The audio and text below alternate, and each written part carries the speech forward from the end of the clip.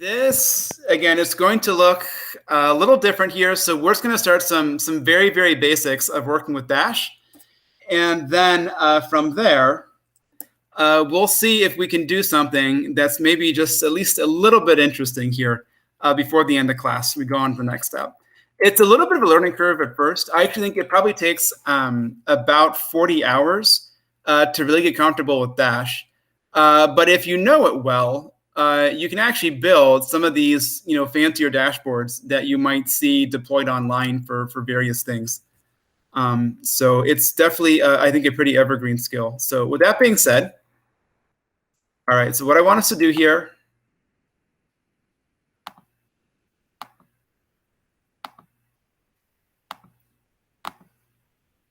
all right.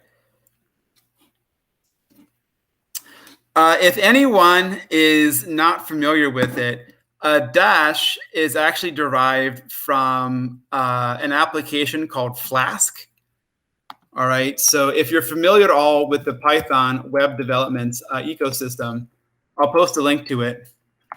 Flask is one of the more common web development environments that is used in Python. It and Django are usually the two biggest things you typically use for taking stuff and then porting it into the web. I'll go and post a link to it here in the chat if you'd like. All right. So literally what Dash is, it's an extension of Flask. So like the first 90% of what Dash is basically Flask. And then it makes a few modifications to it. So that way it's really convenient for being able to run Plotly charts. Okay. But essentially, Dash is a Flask application. If you've never used Flask before, it probably won't mean very much. But if you're familiar with the two, you can definitely see a lot of similarities between them. Okay, so what we're going to do over here, let's go ahead.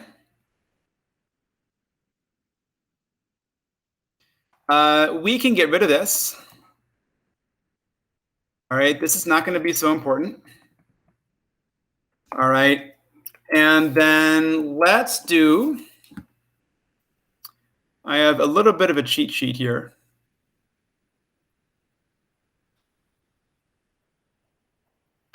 All right, this we can just go ahead and then copy and paste this. So I'll put it in the chat. All right, and literally, don't think too hard about this. This is just a link to an external style sheet. Okay, so go ahead and put this at the very top.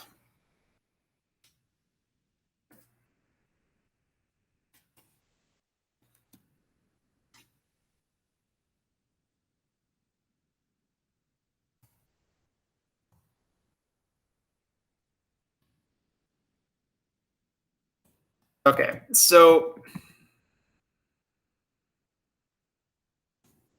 all right, so what we're going to do next over here is something that's probably going to be more or less the same for practically any sort of Dash application that you go ahead and make. Okay, we're going to make a variable here. We'll call it app.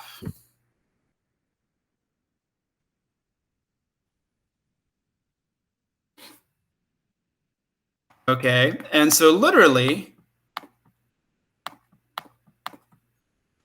this thing right over here, right, dash dot dash, this variable right over here, app, literally represents the Dash application. Okay, so we're going to do something here that might look a little bit weird. It's just required just for the way Flask initializes things. Okay, you do this right over here. And then I am pretty sure, okay, yep. No, excuse me here, sorry, like this. By the way, this thing over here, underscore name, underscore like this, this is basically a system variable that's stored within Python when you actually run things up. And so it's never anything, it's not something you really define specifically. It's just something that that's literally, it's the name of your Python instance, and then the saved name for this right over here. And so this is something that's just sort of done underneath the hood when you start Python. And it just looks for this in order to initialize things. And then the second variable we're going to go ahead and pass in is called external style sheets. This is basically if you have some sort of style sheet that you want to go ahead and link to style your application, you would do that over here. So this case, this variable right over here, right, is just a list. And then literally over here, this thing, this URL right over here, if we were to take this and then post it,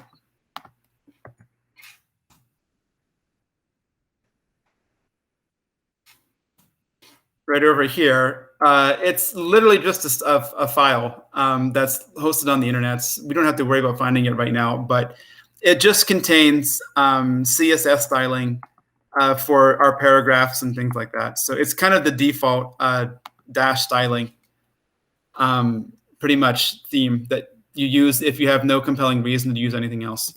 Okay, so let's do this. Okay, so so this is just initializing the application itself. All right. We're going to define a second attribute.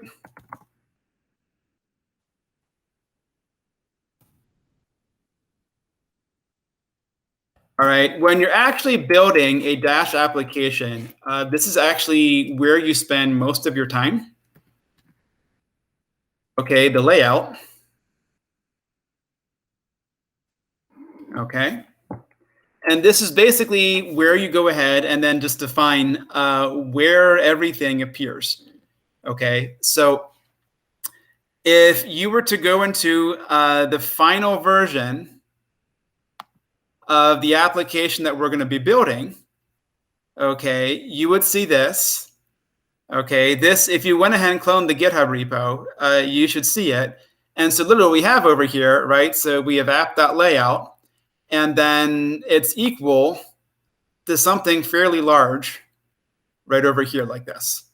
Okay, and this just kind of defines how things are displayed and whatnot. Okay, we're going to start with something very, very simple. All right, but this will be a bit more complicated as time goes on. All right, so with that being said, what we're going to do next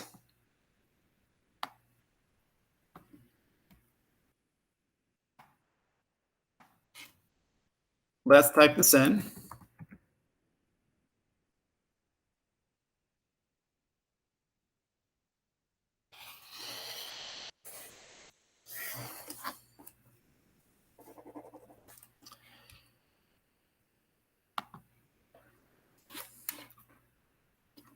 All right. So HTML, this is basically where you define all the various styling aspects inside your app. So what I want to do right now, let's do this. HTML div ID, we'll call it the main div.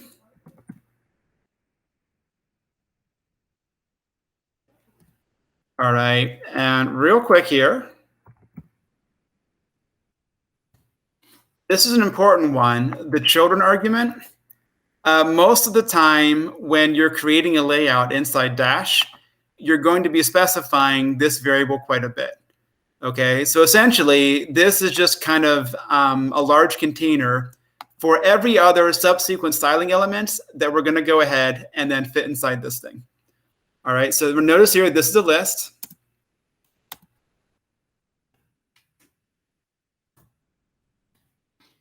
Okay, and let's do this, html.p.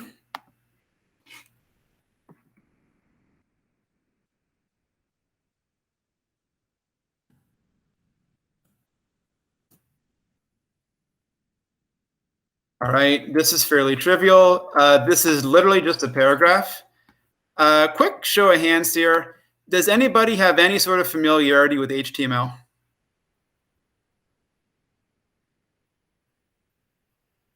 If not, it's okay. Most people come into Dash with very, very little experience with HTML. Just as a quick heads up, we've all kind of used it in various ways off and on. Okay, just as kind of a quick explanation here. Okay. So, right, if you go ahead and reply to something right over here like this, okay, all these items that you see down over here where it says formatting, and so you have things over here like bold, italics, underline, okay, like this, or with quotes. Literally, all of these things are just different types of HTML tags. Okay, so kind of the basic thing is anytime you type basically anything anywhere, okay, what makes something display as a paragraph or as a block quote or as something that's in italics is mostly determined via HTML. Okay, so when we do, import dash HTML components as HTML, this is basically a way of specifying what types of HTML elements are going to render. Okay, so in this case, this is basically saying we're going to go ahead and create a paragraph. Okay, and the div right over here is basically just a block container. Okay, it's fairly generic and it's just something you stuff other stuff into. All right, so now what I want us to do here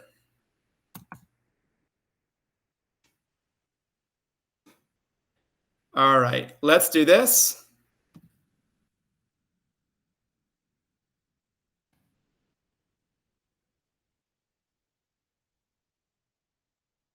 This is also something else that you'll see quite a bit if you work in Python applications is this line right over here.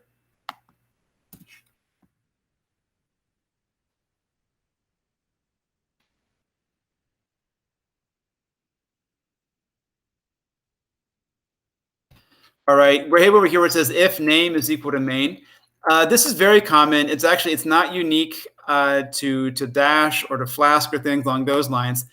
Basically, what this means is what's going to happen underneath here, okay, is only going to execute if you run the file directly.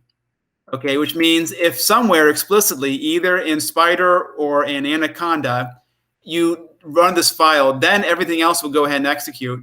But if not, it won't, which means you couldn't import this file into somewhere else and then have what shows up under here basically happen. But in any event, in your dashboard, this is what you have to have set up. So let's do this.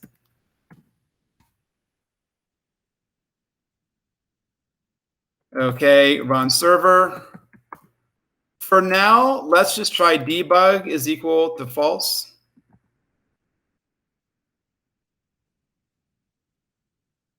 All right, let's save this.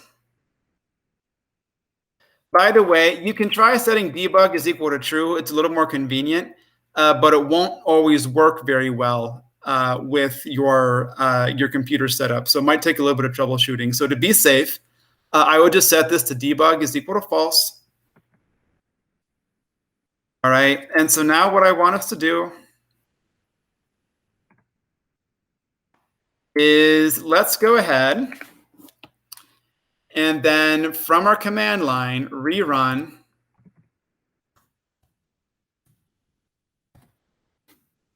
demoapp.py. And so basically what we just did is we initialized a Dash application right over here. Okay. We have this variable over here where we specify the layout. And then this is basically where the application gets run.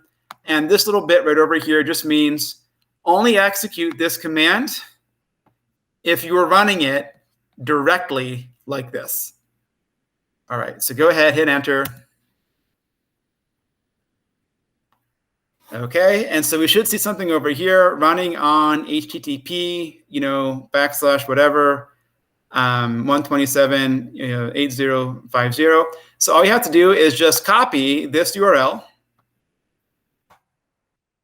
and then paste it into your browser. Okay, and we should have something like this right over here.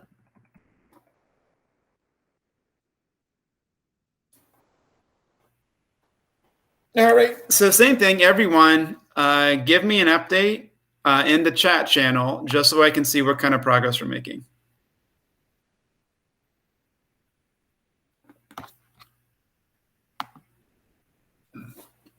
We'll give everyone a few minutes.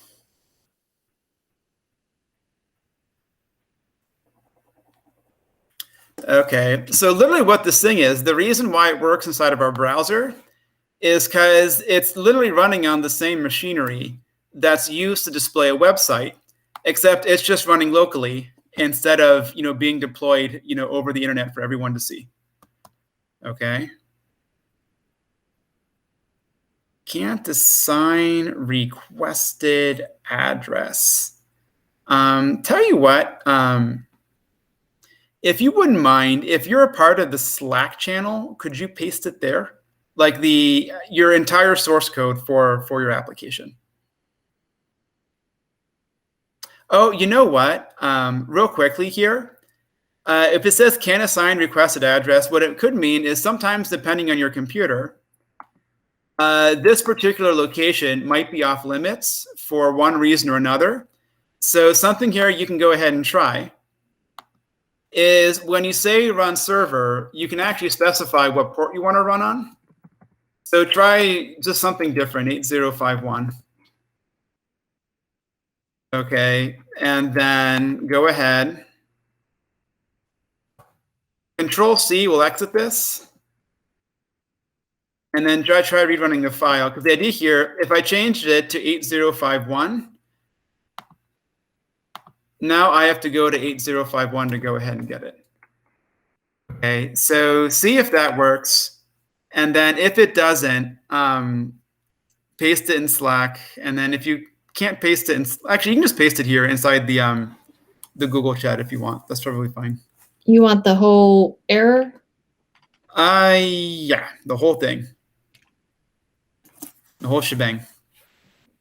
Sorry, is it Dre or Dree? Audrey. Audrey. Yeah, okay, it's okay. Audrey. I guess it's Dree. Okay. I tried changing it. It won't kick in. Fine. All right. Serving. Loading. All right. When is the server? Blah, blah.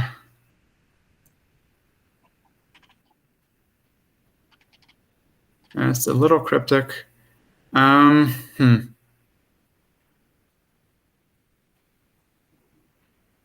Maybe I mistyped something. I don't know. Okay. It's interesting here that it's running on not localhost, which is common, but something a little bit different. Audrey, this is going to be the problem. Yeah, because the vast majority of the time, this is going to run and it'll be 127.000:, and then it's something else like that. Yeah. This right over here, I wouldn't be able to diagnose this exactly. By any chance, Audrey, is this a work computer? No, but it's a new Mac. Okay, got it. All right. Okay.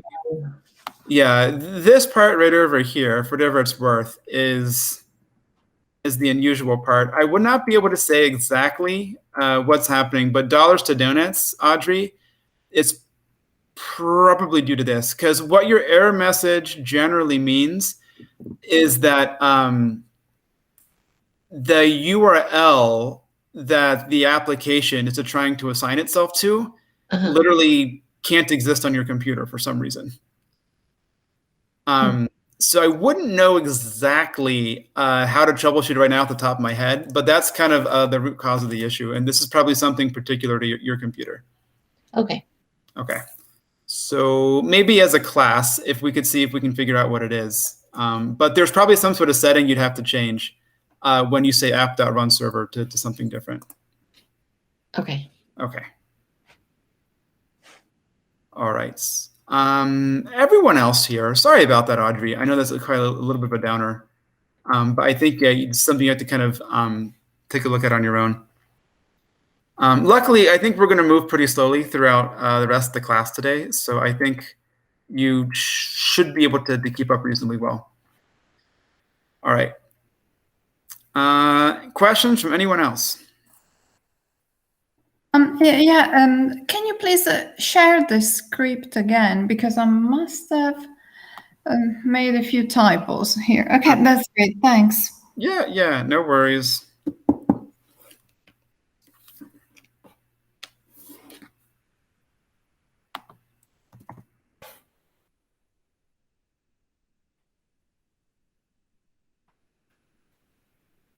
Yeah, it can, if you're getting used to this, it can take a little while to get the hang of the basic layout.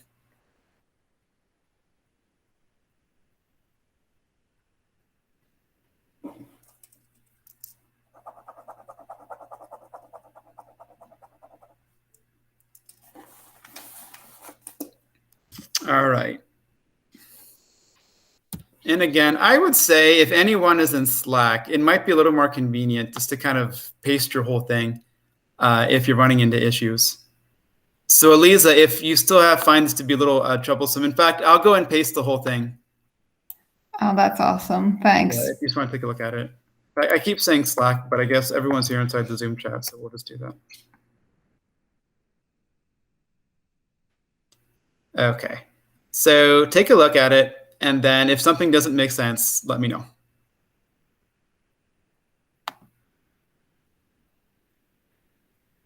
All right. Questions from anyone else? I think most of us are doing pretty good, but there are a few lingering issues.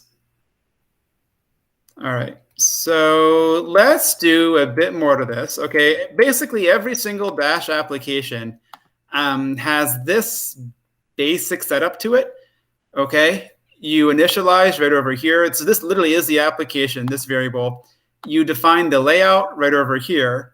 And then at the very, very bottom, you have this right over here. All right. So let's go ahead. Let's add a few more things to this. All right. So we have Dash HTML components right over here. Okay, this is basically right. So things like line breaks, or if we have paragraphs, or bolded font, or things along those lines, you do that over here. So anything regarding Markdown. Really important parts of dashboards, though. Go quickly here. So for example, if we were to go to what we're going to be building here, okay, is, you have things like drop-down boxes that allow you to specify, values for one thing or the other, or something like this right over here. Okay, so the idea is things that basically make the chart itself interactive. All right, so the idea here, anytime you have something like this, which basically specifies some way to interact with the graph, you import and use these slightly differently. So let's go ahead and then bring that in now.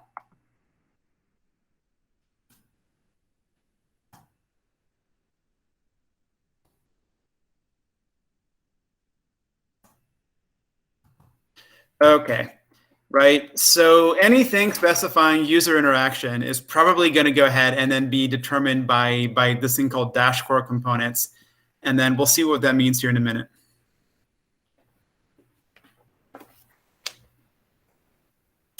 All right. So we're going to do over here, we're going to go ahead and then load in our COVID data. Actually, let's not do that for now. Let's do this. All right. So what I want us to do over here, dash underscore core underscore components is DCC. And let's do this. Okay. So DCC.dropdown right over here is literally this thing right over here that you see. Okay, so this is a dropdown right over here. And then likewise, this is a dropdown too. Okay, so what we have to do here, dropdown.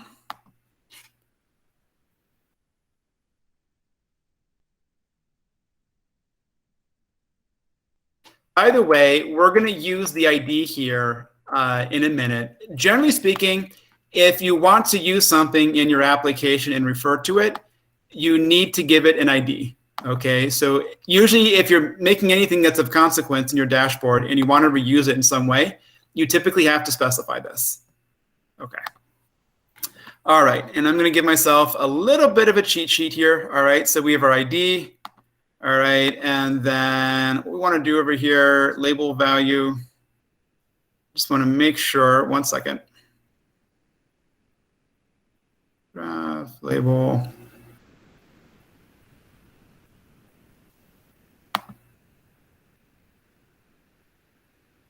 row, DCC slider, DCC dropdown. I just want to make sure I'm okay. Okay. Yeah, all right, sounds good. All right, this is gonna be pretty easy. All right, so the idea here, the idea is, so if you want to go ahead and basically you want something to appear inside these things that you will go ahead and show up on, what you basically do here, there's an argument called options. Okay, it's the list. Okay, and then each item, okay, inside this list is a dictionary.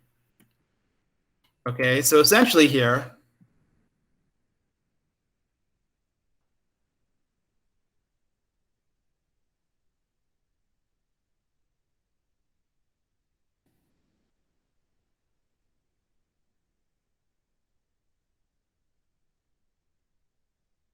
all right, so what this means here, right? So we have a list, dictionary, and so the way this reads,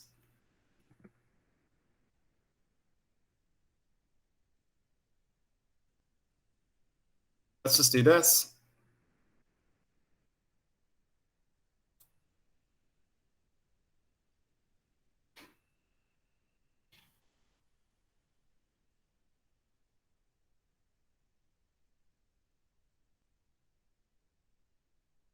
Okay, we'll talk about the significance here of the label and value right over here. But for now, let's just kind of go ahead, do this. So label, our label, value, our label like this. Sometimes you might want to go ahead and change these. But for now, just kind of follow along with me, right? So we have a list, one dictionary inside of it, and then we have these two key value pairs like this. All right, so let's just make sure, by the way, if you're in Spider or VS Code, something that's useful, if you're making a mistake, you should see it on the left-hand side here. Okay, so that can tell you if you're making some small formatting errors. One more thing I want to go ahead and bring your attention to. Notice each of these, the P right over here, and then the drop down right over here, are both going inside the children argument right over here. Right, so the basic idea here, a div is basically a generic container, okay? And so children, basically, you pass in every single thing that you want to appear inside this container right over here. All right, so same thing, let's run this. All right, by the way, some of you might be able to change debug to true and it work, but it doesn't always work for everyone. All right, but let's go ahead. Let's try and hit Control-C. All right, and then let's rerun the file. And then if you come back, and then reload this thing,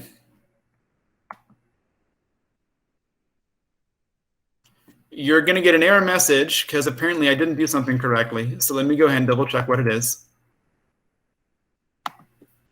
Actually, I think I'm just running from.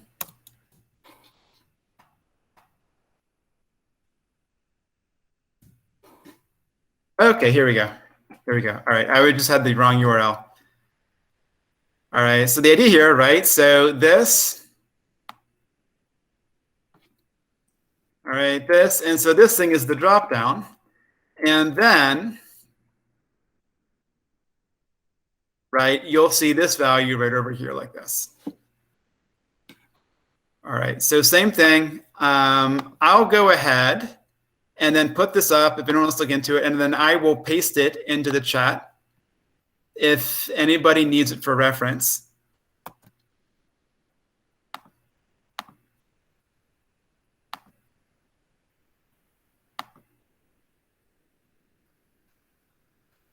All right, and same thing, let's do a quick heat check. All right, and then see where everyone's at.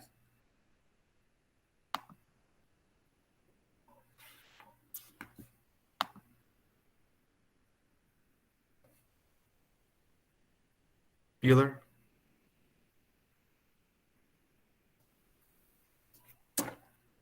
Done. Okay, Rashab is in good shape. How's everyone else doing? Sorry, can I see the script again? Yeah, of course, of course. In fact, I think it's a little easier. Elisa, are you in the Slack channel?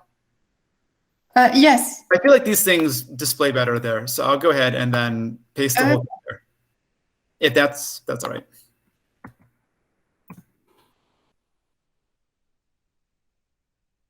Can you get it? Yes, I can. Okay, Thanks. all right. Yeah, it's quite easy to make some small formatting issues with these things. You know, like you actually have to have a comma in between every single one of your individual elements. And just some other small, it's the way you sort of set things up, it feels a little differently than what you might be used to doing with just regular Python. So it's actually easy to kind of revert back to some beginner mistakes with stuff. And then also, Elisa, if it's not running for you, you should actually be able to see the error message inside your terminal when you run it. I should be okay now. I'm just copy the URL and see if it works.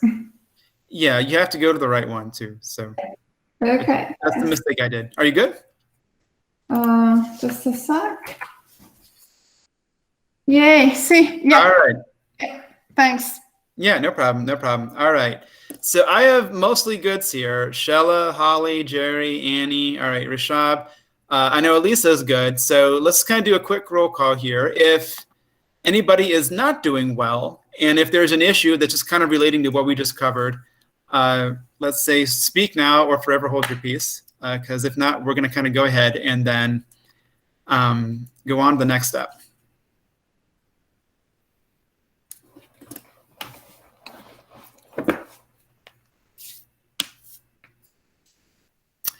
All righty. Good, everyone. So we're just kind of baby stepping our way, you know, towards a functional dashboard. And again, it feels a little weird at first, but you know, if you can get the hang of this, you can do some pretty cool stuff. So I am excited for all of us. We are just kind of conquering the world one webinar at a time. So, all right, everyone. So is it okay if we go on to the next step? Yes, everyone? Yep. Okay. Sounds great. All right, so let's take a look. Let's just talk in some more detail about what some of these things mean, right? Because it is very easy, right, just to kind of throw these things around and not maybe have a good, decent understanding of what they're actually doing. All right, so let's try a few things. So first thing, right, this value over here is the one that calls label. This is literally what shows up to the user. Okay, so for example, let's go ahead.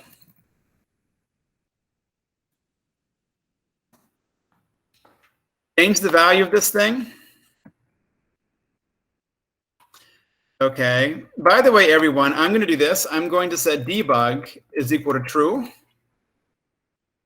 And then real quickly here, I'm going to do so this reloader is equal to false.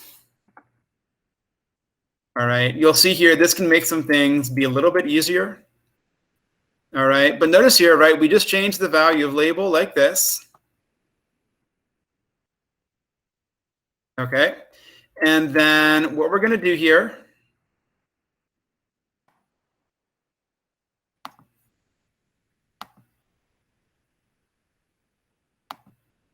I think I have to restart this for it to go ahead and go into effect.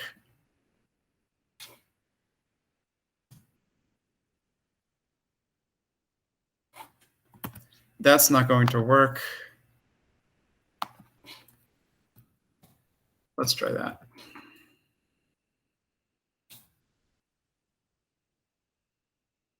Okay, sorry for anyone who wasn't paying. It's use reloader is equal to false. Okay, so debug equal to true, use reloader equal to false.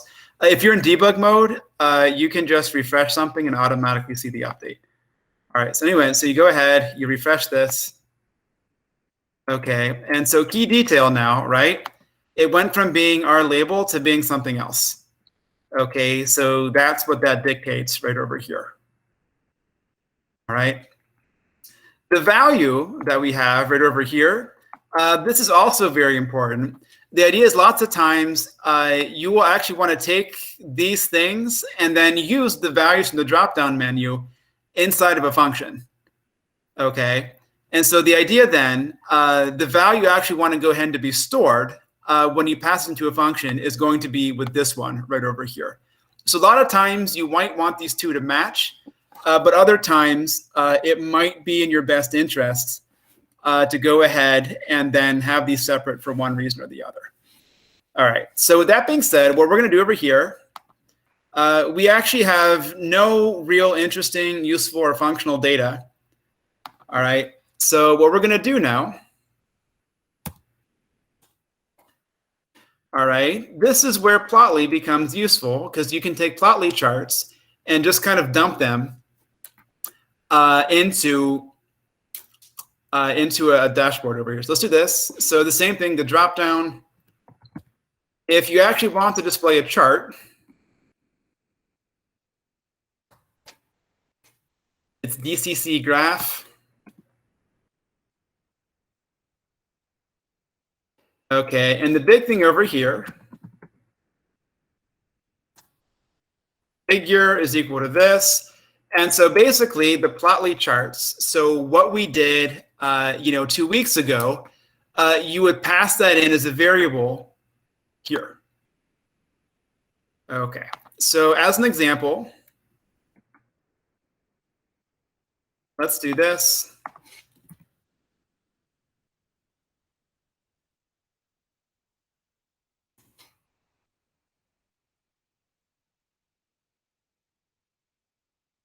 All right, let's just do something very, very, very simple. Okay, notice this, I'm literally just kind of copying and pasting some stuff. So let's do this. I'll paste this in the chat channel. We're just gonna make like a dumb chart right now.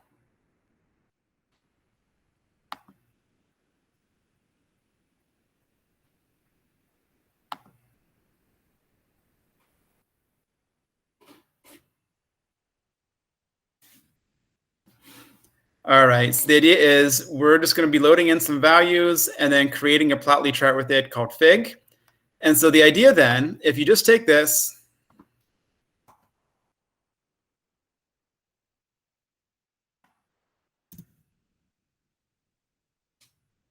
all right, and so basically here, your variable that represents your chart is you just pass that there.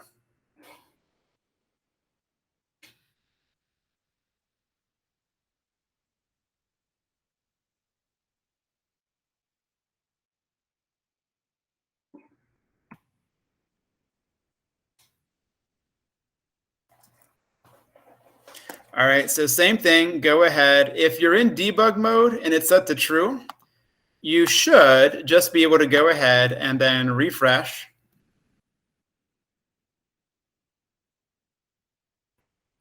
And then I was expecting something to show up there. So let me just take a quick look.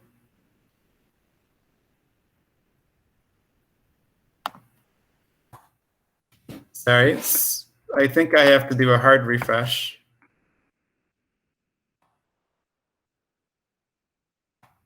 Let me go back in over here. But basically, if you restart the whole thing, you should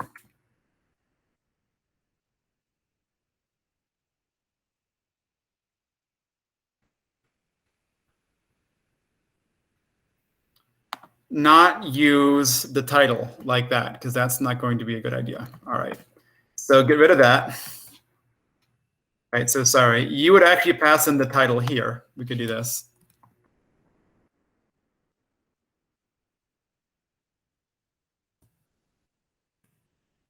All right, okay, so this should go ahead and work. And now let's go ahead.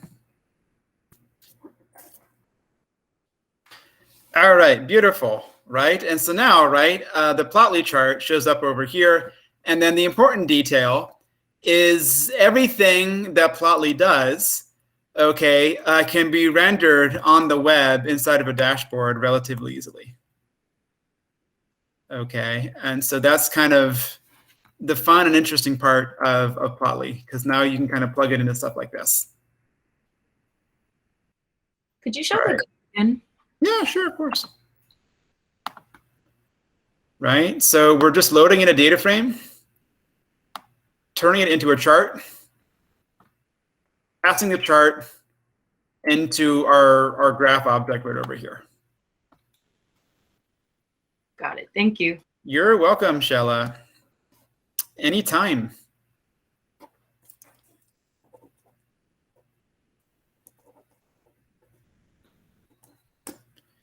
Okay. So what we're going to do, again, let's just kind of do a quick heat check here. Okay. Do we have something like this on our own screen? That's the most important part. Kind of a useless drop-down menu and a stopgap chart. Okay, Stella is good. All right, and then Elisa, did you need something? Okay, just yeah. All right. Yes, Okay, all right, yeah. It looked like you're still stuck on your last problem. All right, okay. Sounds good, everyone. All right. So this thing is not yet interactive, but it is kind of dashboardy, right? Like we're looking at it inside of our web browser. Like we're used to kind of using these things right over here, all right? Okay. And now we have this chart right over here. Okay, so with that being said, what we're going to do next, I don't think we're going to get through the entire lab today, which is fine. That'll just kind of give us something to do the next week. What I want us to do, all right, the lab is in the Slack channel, so if you want to go ahead and download it.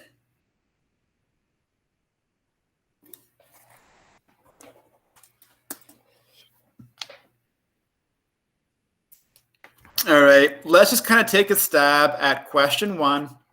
I don't know if it's just me, but I wasn't able to see the lab attachment.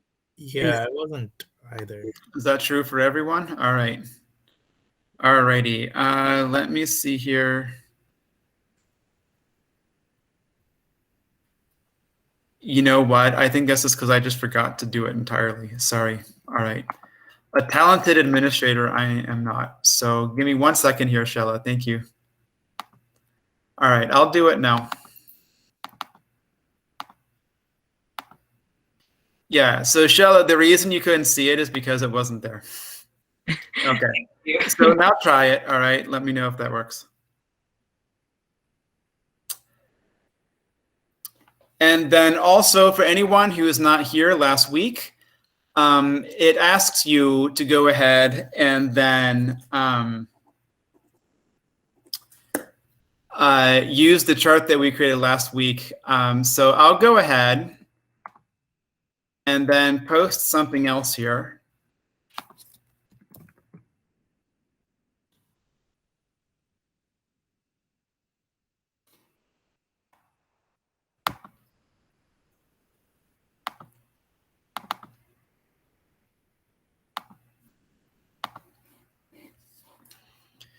Okay, I'll go ahead and start it up.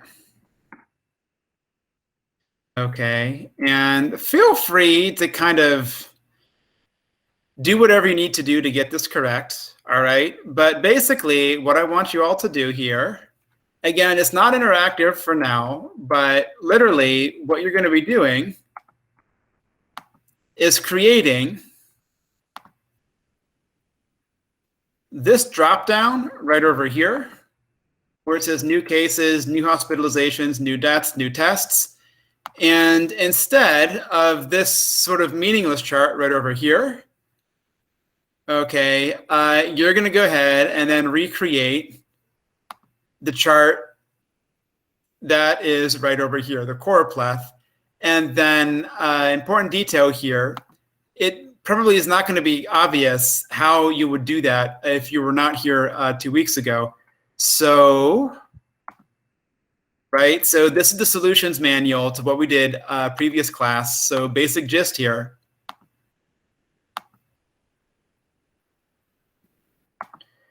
All right, all the source code is going to be listed for you. All right, and so it's basically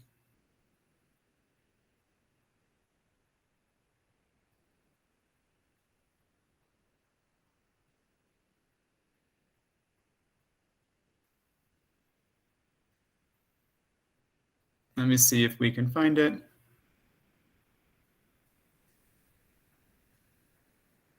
Okay. If you go over here where it says part 3 like this, okay, it is basically this line right over here, and then this line right over here. Okay, so we'll just kind of go ahead and then we'll leave it there. And then also the link to the data set that you're going to need to go ahead and then load in.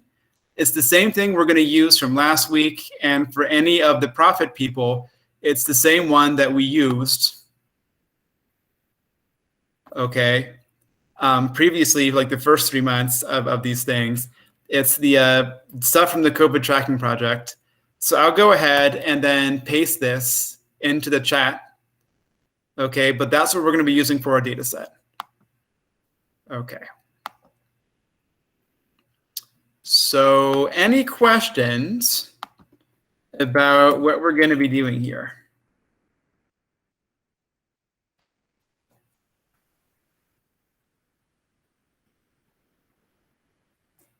Okay, right. So make sure this is the data set that you're using inside the application. Make the dropdown look like this right over here. And then just make sure you have some sort of functional choropleth map right over here beneath it. Okay, and so if we can do that, we'll be in good shape. So let's take like, 5 or 10 or whatever. Let's take 10, okay? And then I will check back then. Sound good, everyone? Yep. Yep. Okay, beautiful. All right. So I'm going to go off camera here, but I'll be around. So if anybody has any questions, let me know. Everyone, if you wouldn't mind, just give me a quick status update where you're at, and I'll use that to see if we need more time or not. Jonathan, I got the Yeah. map. Okay, but to get the drop down with all the different options, how do you do that? Yeah, sure. So basic thing here, what you need. Thank you for asking that too, by the way. Oh, sorry. I meant to present. All right. Yeah. So basic thing here, Elisa. Mm-hmm. So basically, the key is whatever you put into the options argument right over here. Yeah. And so the idea then, this thing accepts a list. Okay. Mm-hmm. And so you need a dictionary for each of the individual options. Okay. I thought you could put labels and then a list with positive increase. No, it doesn't work like that. It's literally, it's one dictionary for each option. Okay. All right, but real quickly here, you also have to follow this setup.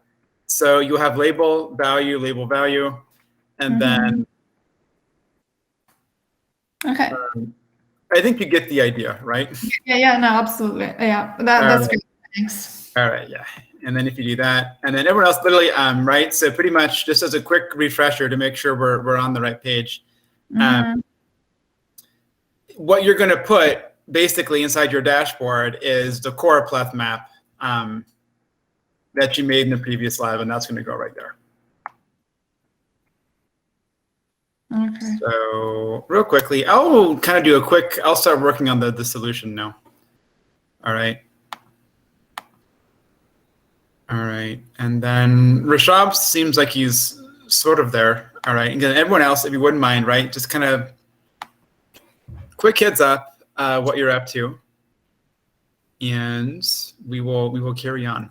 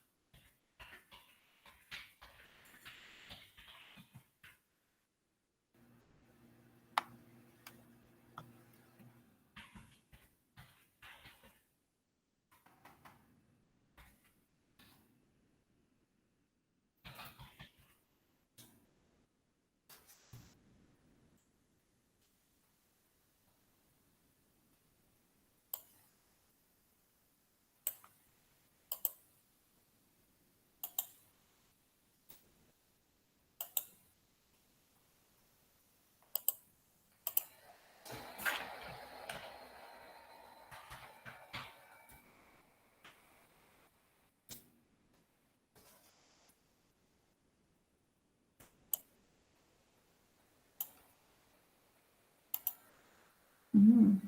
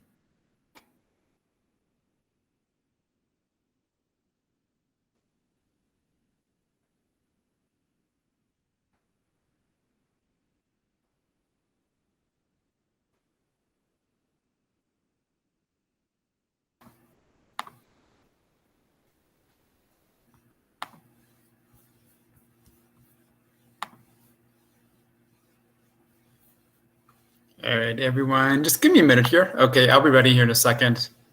But let's take maybe 1 minute, okay, and then wrap things up, and then we'll keep moving.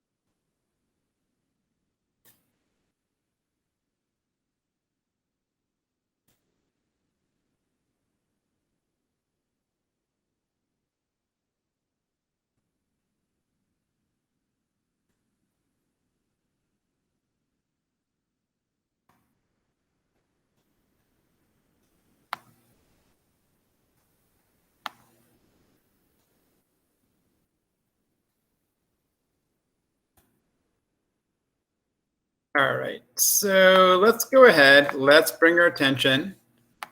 All All right, back up here.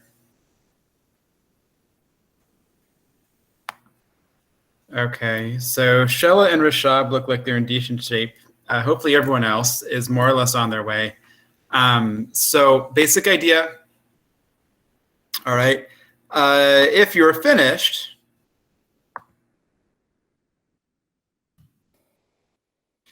let me go ahead and get rid of my syntax error here. It is line 26. And what? I think I just forgot a comma right there. All right, so now let's try and go ahead and fix it.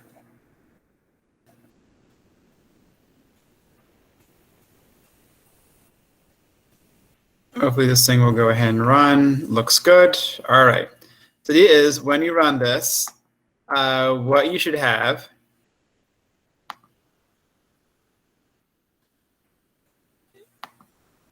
is something that hopefully would have more color than this. I'm actually not entirely sure why this isn't working.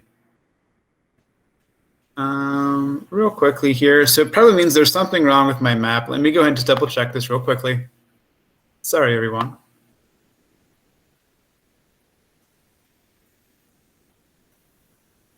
All right, PX line, state grouping.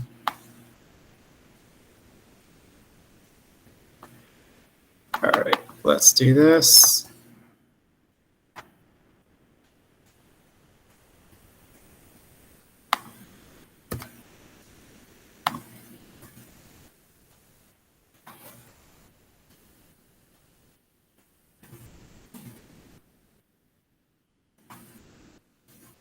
All right, let me just go ahead.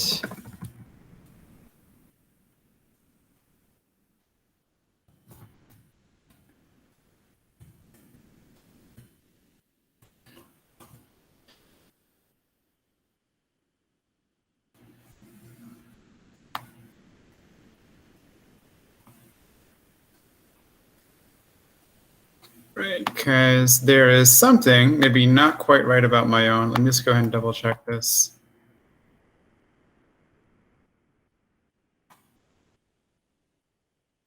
Okay, this one seems to work just fine.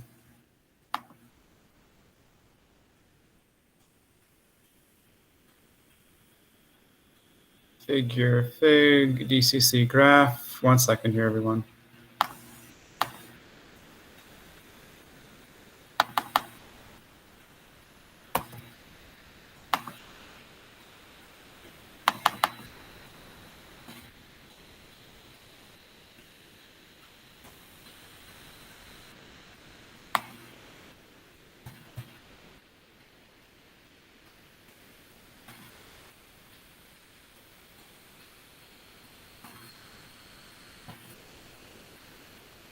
All right, so let's rerun. I'm mostly talking to myself right now, FYI. I just want to make sure this thing can go ahead and then display the right way. All right, because something is not quite right here. All right, let's take a minute.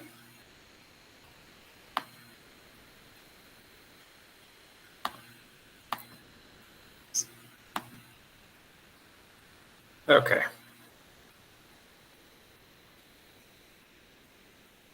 It would be nice here, you know what, for the time being, okay, there's something that I'm missing for the reason why this particular chart isn't showing up with color. But let's just kind of go over a few details here. In fact, maybe to make it a little bit easier, just to see if I can get this thing to work here so we have something, because I think there's something wrong with the map that's not showing up. I'll go ahead and just try this.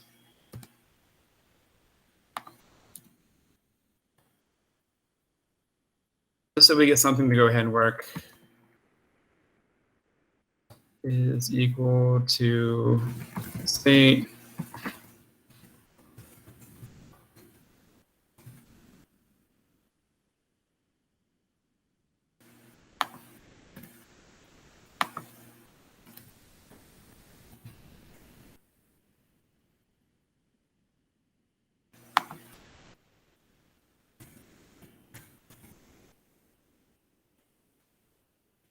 Okay, 1 second.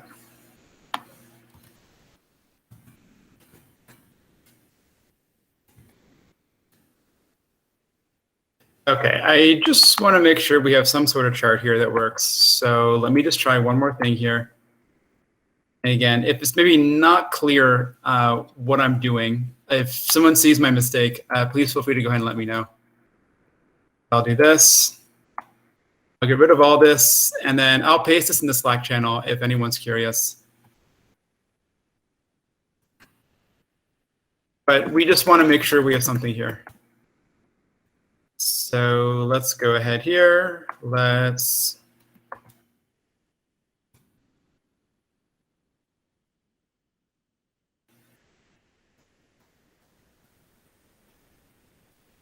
let this thing run. Okay, and then here we are. All right, so if anybody else was running into some problems, I'll go ahead and paste it in the chat. All right, and I'll also probably provide a bit more detail about what just happened over here. All right, but okay, so that's the chart that I'm using. But also more importantly here, let's just kind of go over a few of the details, what's happening here. Okay, right, so we're loading in the data set right over here. All right, just for this particular chart right over here, right, we're using a group by and just kind of getting the total of all positive increases right over here like this, dot reset index. Again, for anyone who's not quite clear with this command right over here, it turns this sort of back into a regular data frame. So if you do a grouping,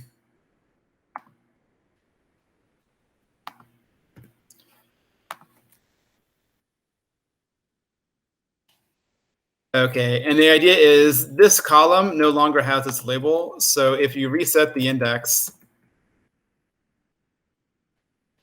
it'll just pop it back out into a data frame like that right over there. So if anyone's curious. So it just makes it a little bit easier to go and pass in different types of column labels into a chart. Okay, so we have this, and then we're passing this into a bar chart, and then we're saving this as a variable right over here.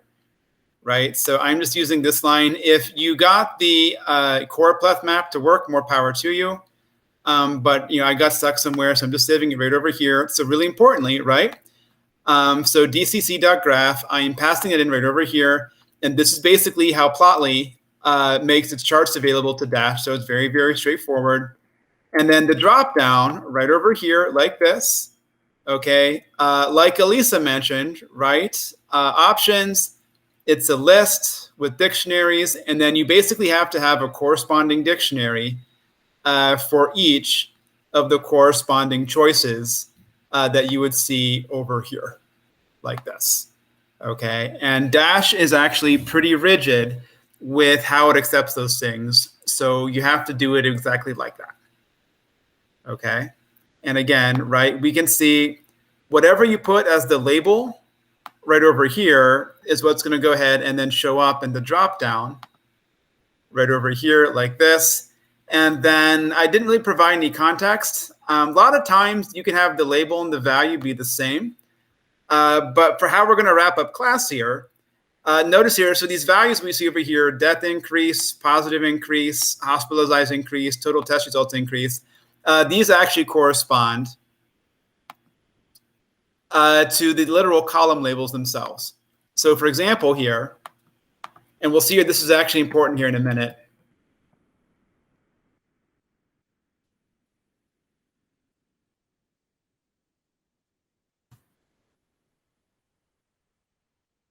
Okay, so the reason I am specifying these values is not arbitrary. We'll actually need these to map back to the actual column labels that we're doing right over here like that. Okay, but that's what's going to come next. So with that said, let's open things up. Questions? Thank you, Shella. I appreciate that. That's the reason why. Okay. All right. Apparently.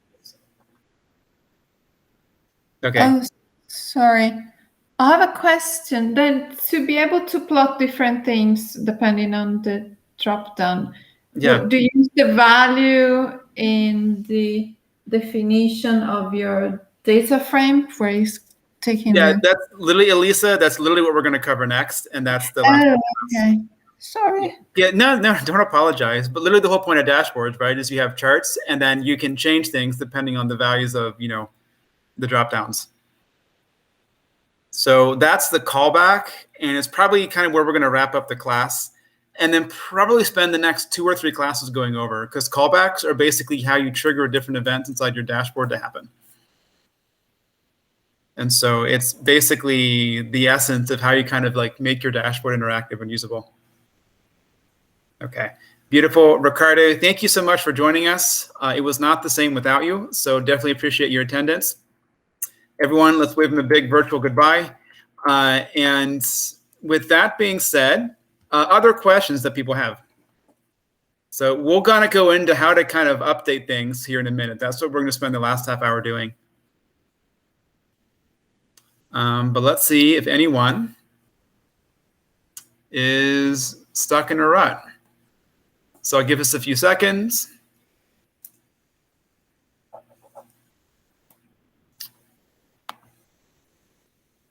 Bueller.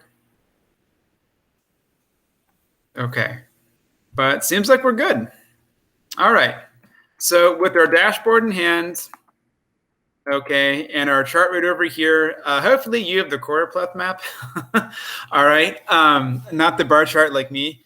All right, but it doesn't really matter too much for today. All right, so where we're going to finish up today, and this is really important, right, is being able to update the dashboard depending on what people choose here. Okay. All right, so that is the callback, and that's what we're just going to kind of wrap up with today, and that'll take us into next class, which I believe is going to be the Saturday. All right, so let's talk about that. Okay, so the idea here, what's really relevant to how these dashboarding systems work, and for whatever it's worth, I think it's actually pretty similar across most of the platforms, because most Python dashboarding applications are actually just kind of wrappers around a JavaScript framework called React, which is designed for exactly the sorts of interactivity that you build into these things. So the idea here is you actually want to be able to use changes in this value, right, to be able to render themselves inside this chart or anything else that you might want to go ahead and do. Okay, so with that said, all right, let's go back into our file. All right, we have a drop down right over here. Okay, and as was noted, right, the drop down as of now doesn't really do anything. Okay, like it's just kind of, you're like not there at all. So what we're going to do here, this is kind of the secret ingredient to Dash.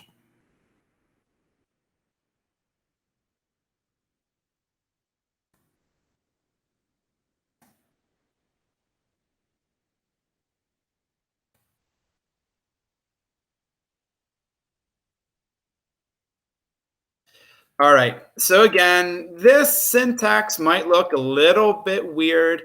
And again, it is definitely something that's heavily ported from JavaScript, which is why it looks kind of funky. But what we need to do over here, okay. First, let's do an import from dash.dependencies. Import input and output.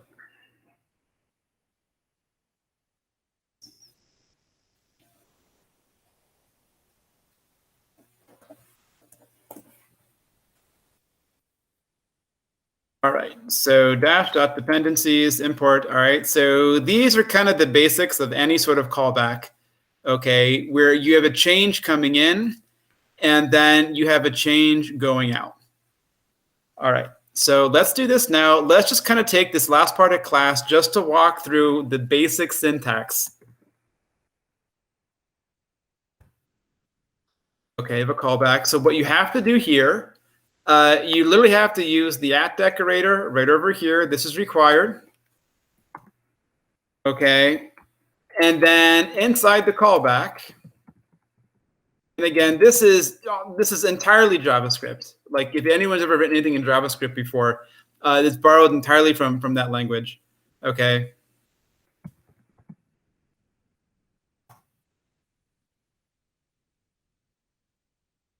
All right, so let's take a quick look.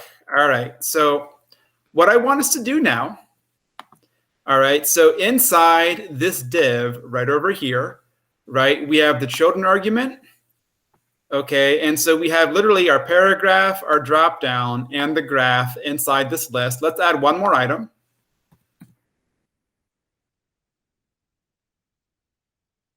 Let's just add another div. And let's give it an ID. All right, now notice here, right, every single time we've specified something over here, we've had ID, and then we have something that goes over here like children, ID options, ID main graph, and then the figure, right? So the stuff that comes over here basically just kind of specifies what we're going to put in this thing. Here, it's conspicuously absent. Inside this div right over here, okay, we're not specifying anything. Okay, we just have the ID. Okay, so what we're going to do over here,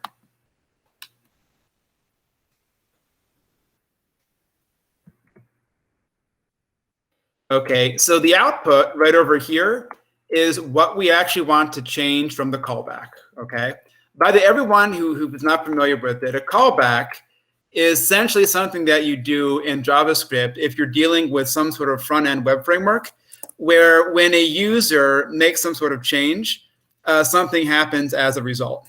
Okay, so it's used a lot when you're building user interfaces, you know, because the idea is, you know, people are clicking on stuff and things like that, and then something happens as a result.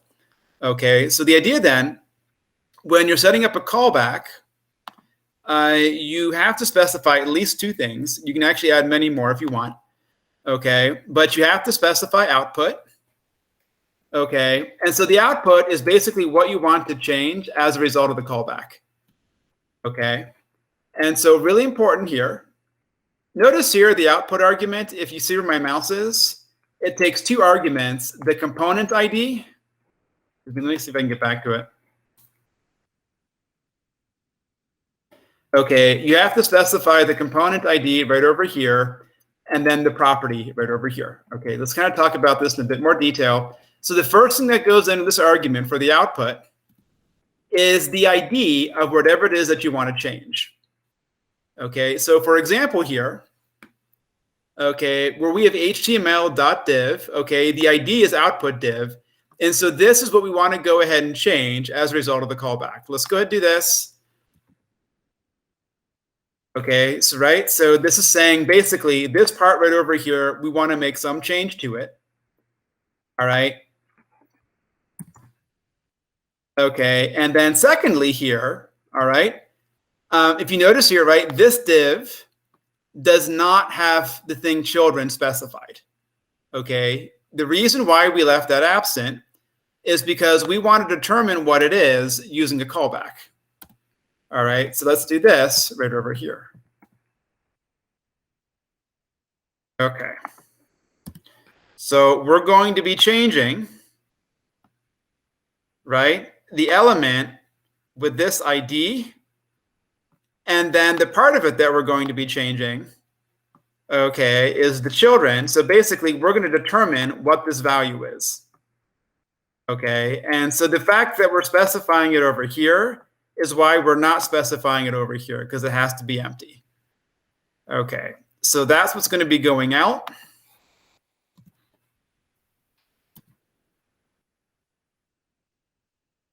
Okay, and then you also have to specify what's going to be coming in. All right, and so this is where we're actually going to link our dashboard to the values in the dropdown. Okay, so what I want us to do here, okay, notice here, right, the ID of this dropdown is main dropdown right over here. So that's going to be the input. That's what we're going to specify first.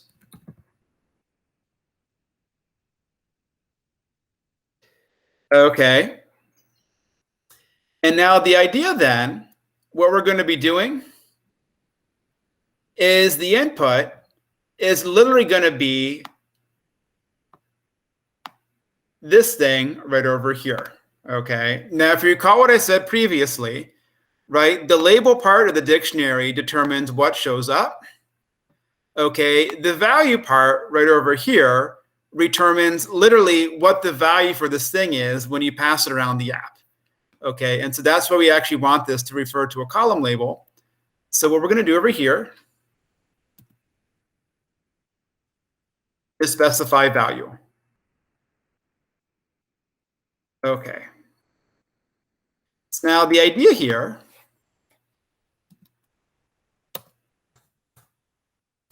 all right, so this part right over here, we are just specifying, right, what sections of the application we actually want to trigger the change and what parts we want to go ahead and then change as a result of that. And then what comes below this is a function that you write. Okay. And the idea here, this is an important detail. Okay, the arguments that you pass into this function correspond to the values that you're accepting as input. Okay, so let's do this.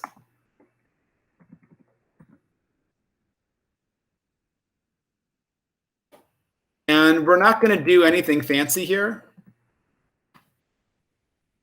So all we're just going to do is just kind of return this thing as a string.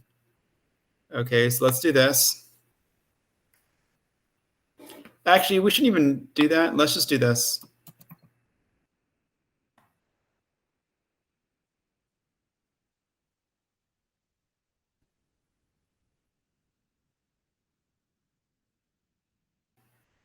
Invalid syntax. I think you're missing a parenthesis. I think you're right, Shella. Yeah, no parentheses. I forgot to close that up. Okay, so this is super simple, right? But it's just to kind of illustrate exactly what a callback does. Because this is really how dashboards sort of connect with themselves and understand what's going on. All right, so let's save this. Same thing. Let's go ahead. Let's restart it.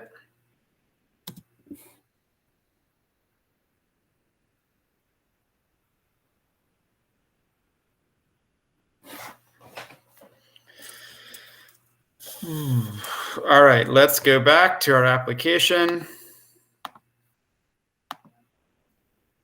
Let's refresh. Let's hope this thing comes back pretty clean. And so the idea here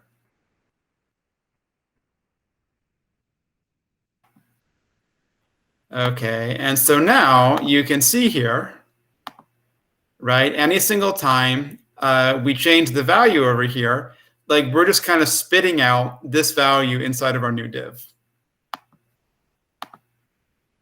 All right, now we haven't actually done anything to the chart yet, but this is kind of the basic idea of how you link values of inputs to other parts of your chart, of your dashboard. Okay. So we'll actually wrap up today by actually making this chart change, depending on what we put in over here. Okay, but for now, let's just kind of take a deep breath, exhale a little bit, look at what we have in front of us right over here, and just see maybe what questions we might have or if there's something that's not clear.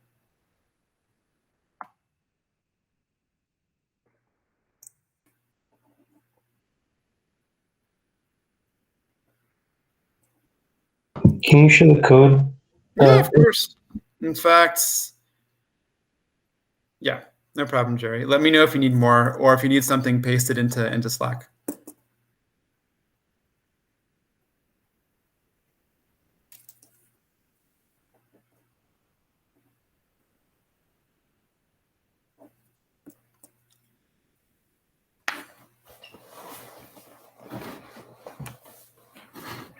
Okay.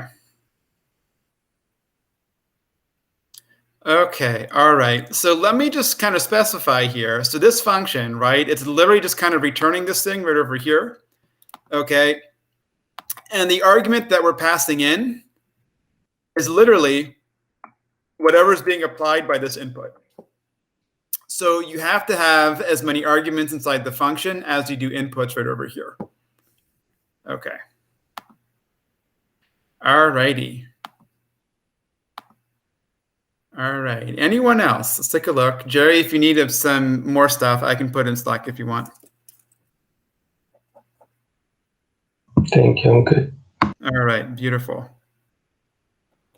All right. Anyone else here?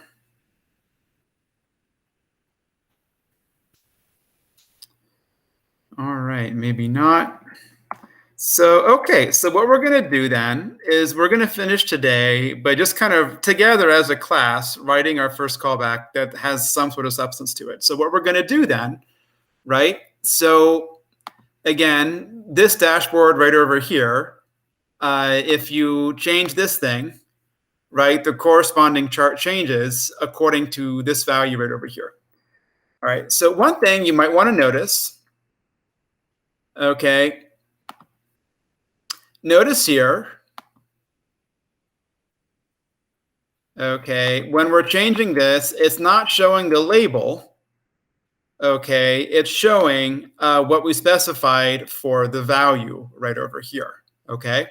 The way you can design callbacks is actually quite flexible, and literally any aspect of any particular components you can actually modify or accept as input into a callback. So for example here, we're basically saying we want to use this thing right over here, but if we wanted to use the label instead, we could just change this to label.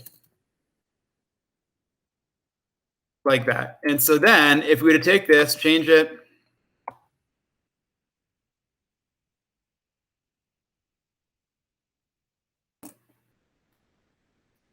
all right, and then come back over here, reload this thing. Okay. The value that would be, whew. You know what? I actually spoke too soon there, everyone. All right, you know what? We're just going to stick this thing to value. Okay, and then we'll just kind of leave it at that. Okay, but in any event, all right, so let's go and take this and let's go ahead and update our chart. Okay, so the idea here, this chart right now is static. Okay, like it's just always defining. Okay, it's always sort of just displaying whatever we have right over here like this. Okay, so the idea then, what we want to do is to make this more dynamic. We're basically going to take this stuff right over here and then put it inside of the callback. So let's take this.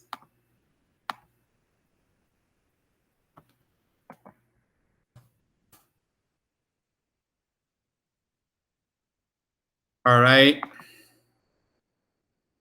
Okay, and then important detail here, right? Notice here, like we're saying group by state and then doing positive increase.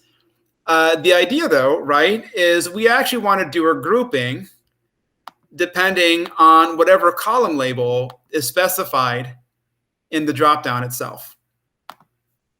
So here, let me.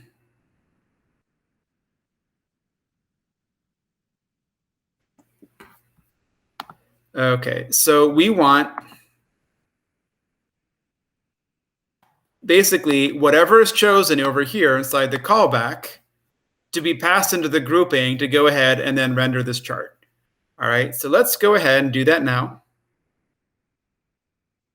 So this is the value that's being sort of spit out.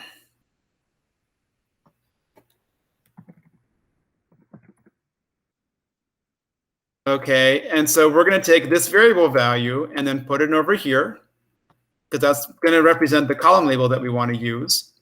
Okay, and then we're going to go ahead, right, create the chart from it. And then what's also important here, right, this time we want the output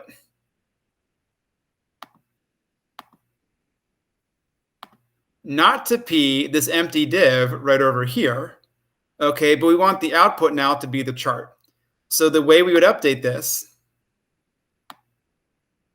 we get rid of the figure, because that's the part we actually want to change according to the callback. And then our output,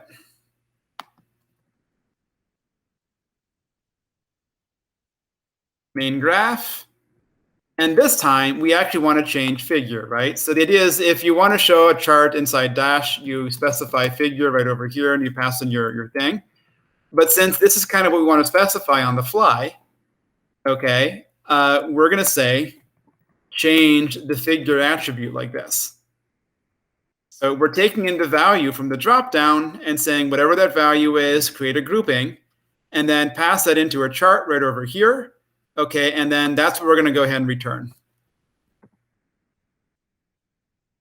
Like such. Okay.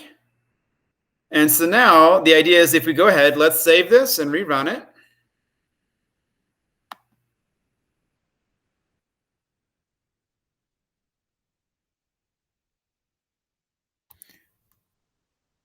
Wait, Jonathan, do you have to change the y value as well? Change what value? The y equals positive increase and your fig equals in your line 37. You are probably correct. Thank you. Thank you, Rashad. Yeah, that would probably give us some error messages. Okay. All right. Yep. Right. Because that's what we want to go ahead and use. Let me restart this.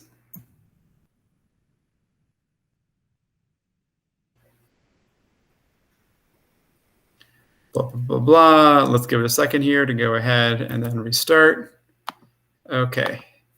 And now we go ahead and we do this. Okay. And then the idea then, if we go ahead and accept the value, okay, the chart's then going to go ahead and change, right, according to whatever metric it is that we're going and we're creating like that. Okay, and so now, right, this dropdown is chained to this particular chart. Okay, so this is a bit more useful. All right, that's basically where we're going to wrap up today. That's probably a good spot to go ahead and end things. Again, let's kind of open things up for questions and see how everyone's doing. Hopefully we're having an awesome night, just having the time of our lives here, learning about these dashboards. And we are excited for our next upcoming meeting. Is that on a Saturday, by the way? I think it is. Yeah. So the idea is basic pattern. Most of them are going to be on Friday or throughout the week at the same time, but maybe every third one will be a Saturday in the afternoon, like 12:30. So I'm pretty sure the next one is going to be on a Saturday. So if I can, yeah, it's going to be next Saturday, 12:30.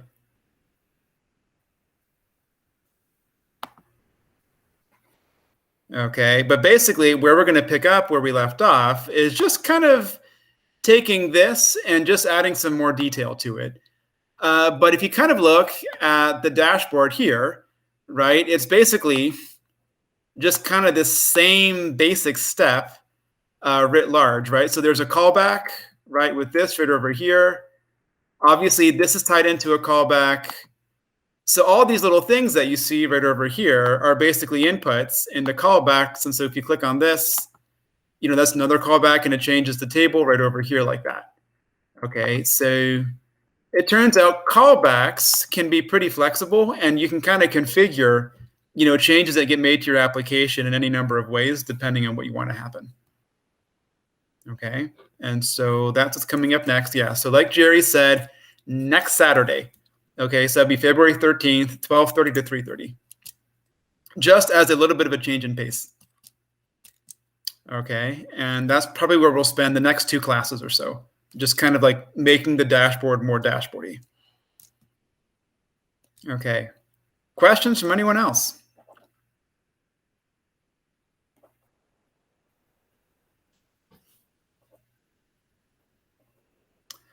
Okay, so probably where we'll go ahead and then we'll pick up Since we're going to have a little bit of a cold start, I'm going to guess this is something somewhat new to a lot of us. We'll probably start off Saturday's class just taking maybe 15 to 20 minutes and recreating this on our own. Okay, just to kind of refresh some of the mental muscles we've been flexing tonight. And then once we kind of get to this spot, right, probably at the half hour point into the workshop, we'll kind of just keep on adding more and more stuff. And then we'll finish the lab that was partially started today and then go into more material after that. Questions, anyone?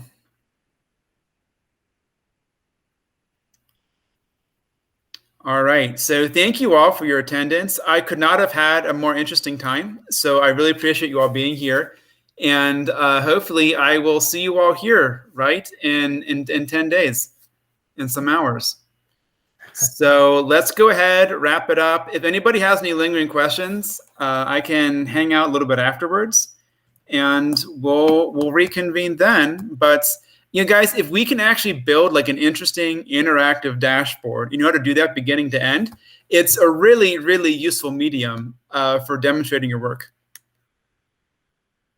So I actually have quite a few examples of where I was able to sort of weasel my way into teams that were higher ranked than I was because I was the person that knew how to dashboard and they didn't. So it's a skill that carries itself well, so good. So let's go ahead here. I'll turn off my screen and we'll talk later, okay? Thank you. Yep. Good evening, everyone. Do you mind posting the code, your code in Slack? Yeah. We'll take the final file and then put it in Slack. Thank you. Sounds good, everyone. Thanks. See you guys. Yep. Thanks. Bye. Bye. Bye-bye. Bye-bye. And is it safe to kind of end this thing? We're good? All right. Beautiful. Thank you. Yes. All right. Adios. Bye. Bye-bye.